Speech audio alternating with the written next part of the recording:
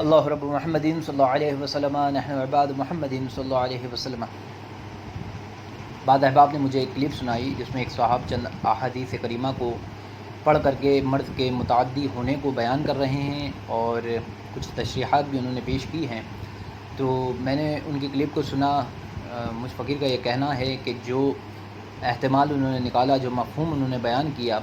اور جو تشریحات انہوں نے پیش کی وہ محض غلط و باطل ہے، اور ان کی تشریحات ائمہ سلف کی تشریحات کی بالکل خلاف ہے۔ پہلی حدیث جو انہوں نے بیان کی وہ مسلم شریف کی ہے کہ رسول اللہ صلی اللہ علیہ وسلم کے پاس خاندان ثقیف کے ایک صاحب آئے جو جذامی تھے، اور رسول اللہ صلی اللہ علیہ وسلم نے ان سے بیعت زبانی طور پہ کی اور ان سے مصافحہ نہ فرمایا، اور ان سے فرمایا قد بایعناک فرجع، کہ تمہاری بیعت ہو گئی، واپس لوٹو۔ تو چونکہ اس میں کوئی وجہ صاف طور پر بیان نہیں ہے اس حدیث میں کہ آخر رسول اللہ صلی اللہ علیہ وسلم نے ان جذامی صحابی سے ملاقات کیوں نہیں کی یا ان سے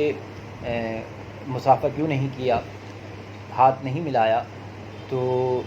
اب یہ ایک بار کا واقعہ ہے، یہ واقعہ حال ہے جو 100 طرح کے احتمال رکھتا ہے۔ تو ان صاحب نے ایک احتمال اپنے طور پر یہ بیان کیا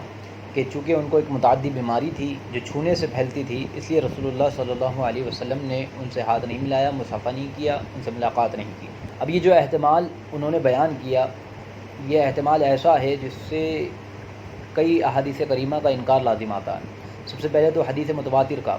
کہ حدیث متواتر میں حضور نبی کریم صلی اللہ علیہ وسلم نے ارشاد فرمایا لا عدوہ، کہ کسی کی بیماری کسی دوسرے کو اڑ کر کے نہیں لگتی، کوئی بیماری متعدی نہیں ہوتی، کسی کی بیماری کسی دوسرے میں سرایت نہیں کر جاتی۔ تو یہ حدیث متواتر ان کے اس احتمال کی تردید کرتی ہے کہ انہوں نے ان کے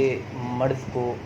متعدی مرض کہا اور یہ کہا کہ وہ چھونے سے پھیلتا تھا، اس لیے رسول اللہ صلی اللہ علیہ وسلم نے ان سے ملاقات نہیں کی، ان سے ہاتھ نہیں ملایا، مصافحہ نہیں کیا۔ اور بھی دیگر کئی احادیث کریمہ کا انکار لازم آتا ہے کہ ایک ابو داؤد شریف کی حدیث ہے جسے ترمذی میں اور ابن ماجہ وغیرہ کتابوں میں بھی روایت کیا گیا ہے، اور بعض محدثین نے اس کو صحیح کہا ہے کہ حضور نبی کریم صلی اللہ علیہ وسلم سے صراحت کے ساتھ اس میں ثابت ہے کہ حضور نبی کریم صلی اللہ علیہ وسلم نے ایک جذامی صاحب کا ہاتھ پکڑ کر کے اپنے کھانے کے برتن میں رکھا اور ان کو اپنے ساتھ کھانا کھلایا۔ وہ حدیث اس طرح سے ابو داؤد شریف میں روایت کی گئی ہے ان رسول اللہ صلی اللہ علیہ وسلم اخذ بید رجل مجزوم فادخلها معه في القصعة ثم قال قل ثقة بالله وتوکلا علی اللہ، یعنی رسول اللہ صلی اللہ علیہ وسلم نے ایک جذامی صاحب کا ہاتھ پکڑ کر اپنے ساتھ پیالے میں رکھا اور فرمایا کھا، اللہ پر تکیہ ہے اور اللہ پر بھروسہ۔ اس حدیث کو ابن خزیمہ، حاکم وغیرہ محدثین نے صحیح قرار دیا ہے،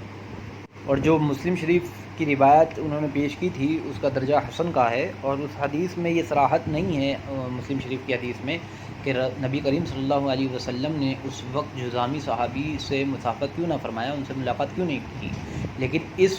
حدیث میں جو ابو داؤد شریف کی حدیث ہے، اور اس کو بعض محدثین نے صحیح بھی کہا ہے اور بعض نے حسن بھی کہا ہے، تو اس حدیث میں صراحت کے ساتھ موجود ہے کہ نبی کریم صلی اللہ علیہ وسلم نے ایک جذامی صاحب کا ہاتھ پکڑا اور ان کا ہاتھ اپنے ساتھ کھانے کے برتن میں رکھا اور ان کو اپنے ساتھ کھلایا۔ تو اس حدیث پاک سے بھی جو ہے ان کا احتمال رد ہوتا ہے، اور اجلہ صحابہ اکرام کے افعال بھی ان کے اس احتمال کو باطل قرار دینے کے لیے کافی ہیں کہ اجلہ صحابہ جیسے حضرت ابو بکر صدیق اکبر رضی اللہ تعالیٰ عنہ، حضرت عمر فاروق اعظم رضی اللہ تعالیٰ عنہ سے ثابت ہے کہ آپ مجذوم کے ساتھ کھاتے، ان سے ملاقاتیں کرتے،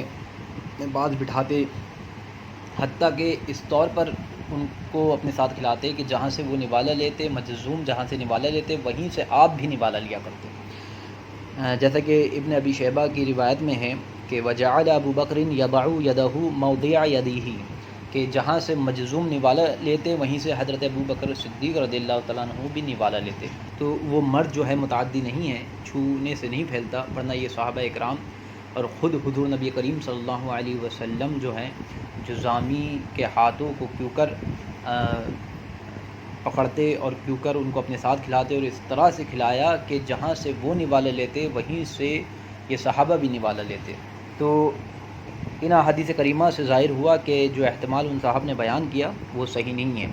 اب سوال یہ ہے کہ سرکار دو عالم صلی اللہ علیہ وسلم نے ان جذامی صحابی سے بیعت کے وقت مصافحہ کیوں نہ فرمایا؟